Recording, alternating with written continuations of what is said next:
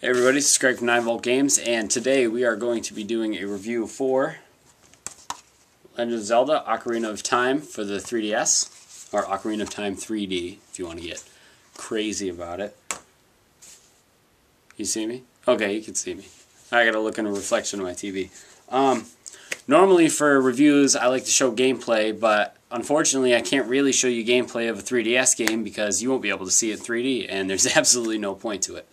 Okay, so right off the bat, I'll be completely honest and I'll tell you that the reason that I bought a 3DS was because Zelda came out for it, and I do play Zelda Ocarina of Time at least once a year, pretty much since it's come out, because it is one of my favorite games of all time, and you can keep making sure I'm in the frame.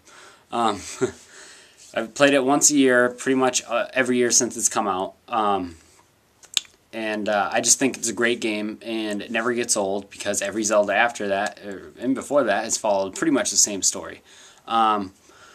So you're going to probably expect me to say, because I spent $250 on the 3DS and $40 on the game, that it's a great game, because I'm trying to justify my purchase. Well, guess what? I am going to tell you it's a great game. It is a great game. Simply because, like I said, it's a story that never gets old. Everybody's familiar with it. I don't know one person on earth who doesn't like Zelda, and I dare them to step to me because I'll punch them in the face. But yeah, the 3DS version is the same exact game you played on the N64 or the GameCube if you bought the Zelda collection. Not much has changed in the ways of the story. Even the character movements are exactly the same. The graphics have been updated a little bit, like, you know, the things in the older game that would appear as like a 2D sprite that you could walk around and it would rotate with you. They have become rendered in 3D because that's the way that they would pop out of the screen for the 3DS. The character models have also gotten a little bit of an upgrade, not a lot. Link doesn't have that Michael Jackson nose that he had in the N64 one. The character faces have been rounded out. The backgrounds seem to have not changed, but that's okay. They had to do something in the backgrounds because it does, you know, pop out. I'm going to use this now when I'm describing 3DS. It pops out.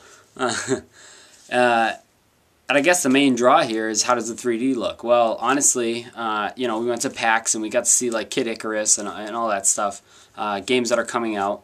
And as for games that I've seen so far on the 3DS, Zelda actually has some of the best 3D qualities of it. Mainly because, you know, little things, like when you get an item and Link holds it above his head. Looks like you can reach in, you can grab it. When Navi's flying around you, it looks like she's literally flying right in front of your face. Which is cool because most of the 3DS things look like a diorama. And this one kind of has a little bit of the in-your-face, you know, thing you would expect from 3D, you know, like if you go to 3D movies and stuff. So, 3D is definitely executed very well. So if you're concerned about that in any way, don't be. It is definitely the best looking 3DS game for the 3D so far. Maybe not graphically, but as far as utilizing the 3D technology, Nintendo did a wonderful job. Then again, it is their system. Why wouldn't they do a wonderful job? So yeah, it's like I said, it's the same game. A few changes that I did notice, and one is for the good. Navi is not so annoying in this game. You know, all that, hey, hey, hey, listen, hey, hey, watch out, hey, listen, hey, hey, hey, hey, hey, for 30-something hours is obnoxious. In this game, it's toned down. She still does do that, but on the subscreen, actually, you know what? Let's see if I can shut off the 3D mode and at least show you a little bit of what I'm talking about here. What's all this water on my 3DS? That's nice. Hopefully you can see it.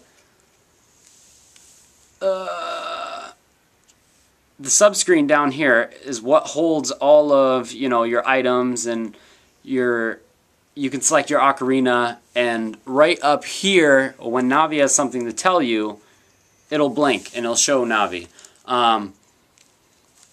Right now I'm going to get the Lens of Truth, by the way. I don't know if you know that. And it's in Master Quest. Now, that's the other thing.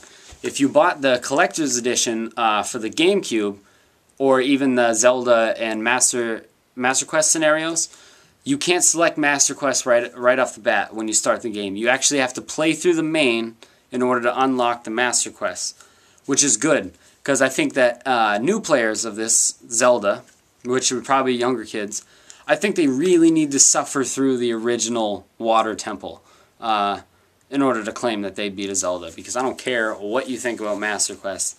That Water Temple, look anywhere, is atrocious. It's still atrocious, and I beat the game ridiculously. It's obviously easier for me now because I beat it so many times, but there are occasions when I'm like, what? How the hell did I get the water down up to the 3rd level? How did I get back down to the 1st? It's a pain in the ass. So that's the only drawback to experienced players who want to get right on the Master Quest. You do need to play the original one, but if you know what you're doing and you are very minimal about it, you can probably beat the original quests in about 20 hours. Minimal. Give or take a few. And then you can hop right into the Master Quest and then try and, play a full game on that. That's actually what I'm on right now. But that's really the only drawback. There is no other drawback of this game. Some people might see it as, well, it's the same Zelda, that's a drawback. It's not. Like I said, it is a classic. Everybody should play it. And the fact that you can play it on the go within legal means is actually pretty, yes, within legal means and not on your PSP. It is pretty nice to be able to play it on a Nintendo system, portable, and take it with you wherever you want. And being able to close it and suspend the game is always nice. And it's nice for someone who's married like me, because my wife doesn't want me downstairs all the time, playing video games when she's still awake. I generally wait till she's asleep. But now I can sit up with her while she's watching, I don't know. Oh, here's a good one. Here's what she was watching. If your wife's watching crap like this, yeah, that's step up. And you don't want to watch it because it's crap, you can play Zelda while still staying with her, keeping her happy. So it's definitely good for game collectors. You definitely want a game like this in your collection. The only thing I don't like about it, it is not a gold cartridge, which is totally a missed opportunity. They should have made it a gold cartridge. I don't know why they wouldn't. Yeah. So really, only drawback is you played it before. Navi's still a little bit annoying. And you can't jump into Master Quest right away. Everything else, still great. It's not a direct, it is a direct port of the N64 game with a little bit of graphical update. So technically it's how much do you like Ocarina of Time should be your deciding factor on if you should get this game or not. However, if you did buy a 3DS, games are pretty thin right now, so if you actually want to get your money's worth out of it, I would suggest getting Ocarina of Time 3DS, because it's better than Mercenaries. But it's definitely a must-own if you have one. So, graphics, good. Story, good. Playability, awesome. Wow, almost skipped that. Holy crap. Some people might be worried about the playability because there's no C-pad. It's okay. They do it very well. Your items are now mapped to the X button and the Y button, and then you have your other two items, which you normally have 4, in that subscreen. They're on this side.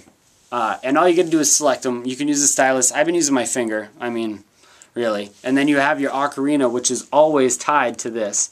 So you don't actually have to use up a item slot to equip your ocarina if you want to play something on the fly. I don't know. Maybe you want to play Purple Rain on there. I have no idea. And then again with the C-pad with the ocarina, instead of having your C-pad to do it, you have your X, Y, A, L, and R. So technically you have all the buttons that you had originally. So the playability is good. It's workable. It might take you a little time to get used to. I know I wasted several bombs getting used to it, but once you get it down, it's pretty good. However, I don't know about going back and playing it on another controller. Yeah, definitely. Go out and get it. I would definitely suggest it. I'm going to give it a 4.5 stars out of 5. The only reason that I will not give it the full great score is because, like I said, it is a port of the N64 one, which is awesome that they didn't change anything from the classic. But it's bad because maybe they could have added like a Master Quest 2 or something, you know what I mean? That would have been nice. So, Zelda Ocarina of Time 3DS. 4 out of 5 stars. I'd recommend it to anybody with a 3DS, anybody who likes Zelda, anybody with a heart, anybody who's still alive, anybody. Go out and get it. Definitely worth it. Nine Games approved.